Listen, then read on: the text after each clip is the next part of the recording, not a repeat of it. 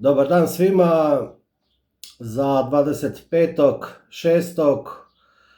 u 3 sata ujutro po hrvatskom vremenu imamo 12. službeni tip za svjetsko prvenstvo. Utakmica je Južna Koreja, Južnoafrička republika, tip je Južna Koreja, azijski hendikep minus 0,75, tečaj je 1,83, ulog je 2 boda, znači više nego standardni ulog, 2 boda, jači ulog.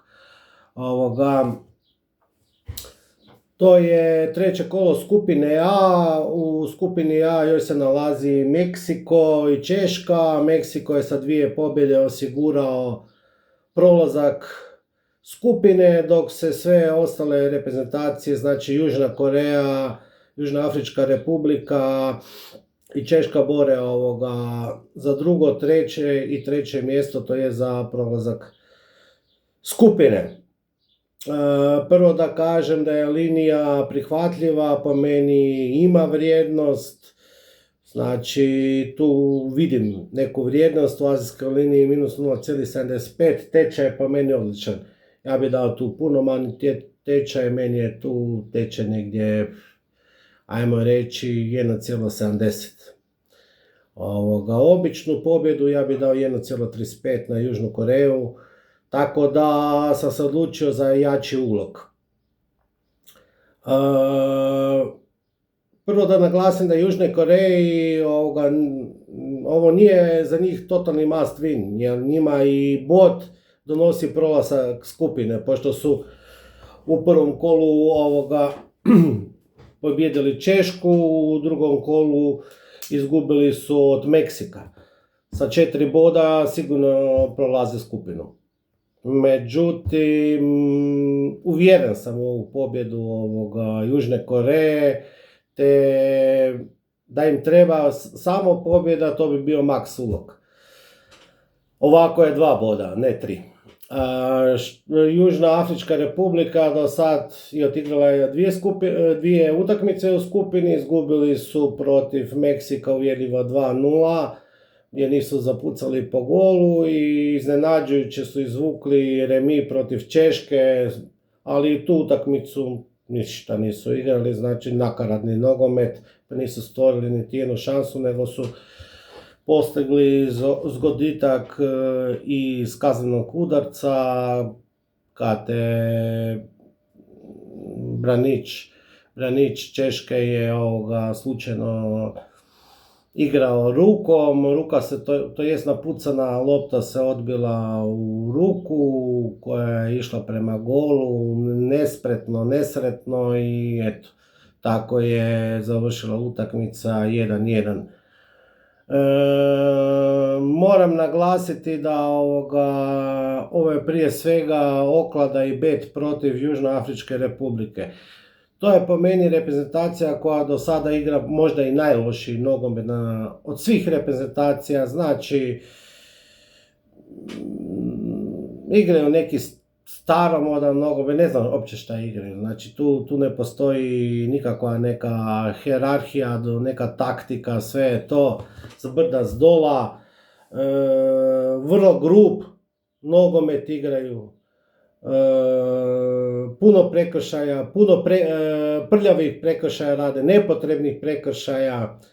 Ne vidim tu neku kvalitetu, uopće osim par nekih igrača, 3-4 koje posjeduju neku kvalitetu, drugo mislim da je sve na nivou onako dosta loše. Po meni uopće nisu u formi, tako da od njih ne očekujem ništa i bilo bi čudo da prođu skupinu, stvarno pravo čudo. Još ću navesti da u Južnoafričkoj republici u ovoj utakmici izostat će jedan ključni igrač i još jedan zamjenski igrač koji ulazi sa klupe, ali je vrlo iskusan.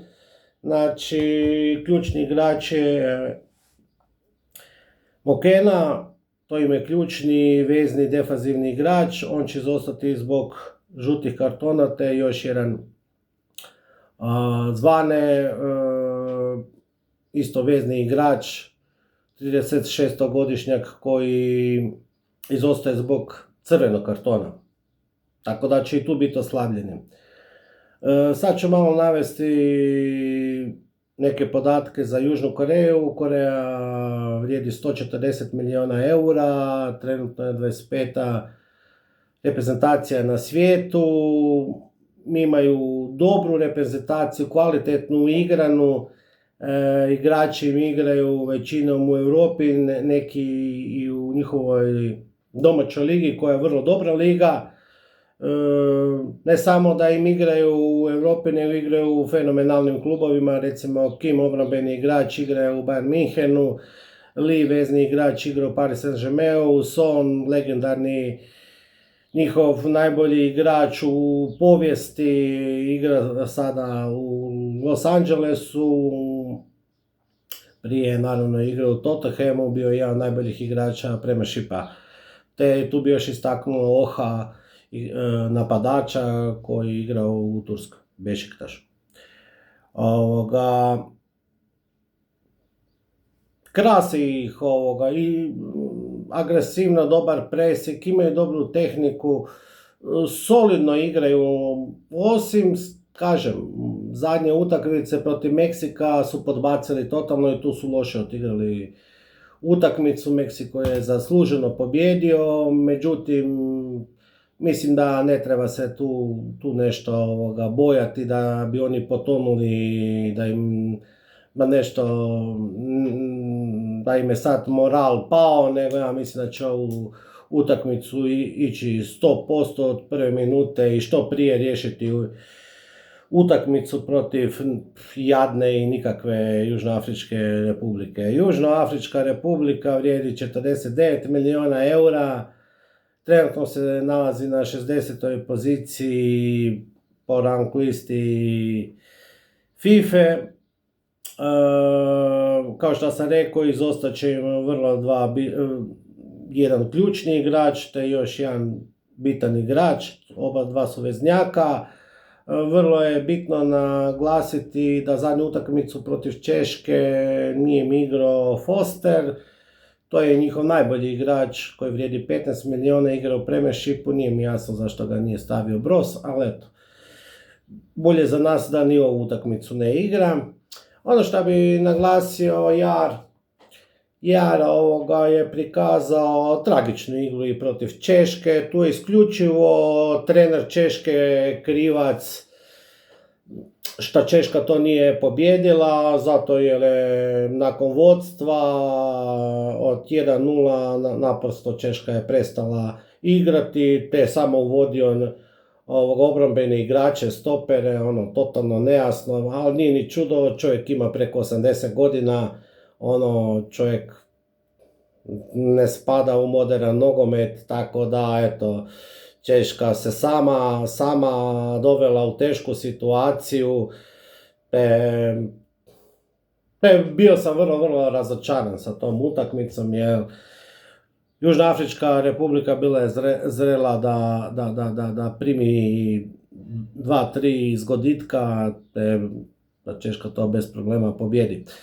Ali zato u ovoj utakmici to očekujem i mislim da je trener Južne Koreje puno pametniji nego Čeh, te da će od prve minute raditi vrlo visoki pressing, agresivno, te tu se Južnoafrička republika sigurno neće snaći, jer imaju velikih problema sa iznošenjem lopte, nesigurni su, tako da mislim da oni taj tempo i taj pritisak neće moći pratiti.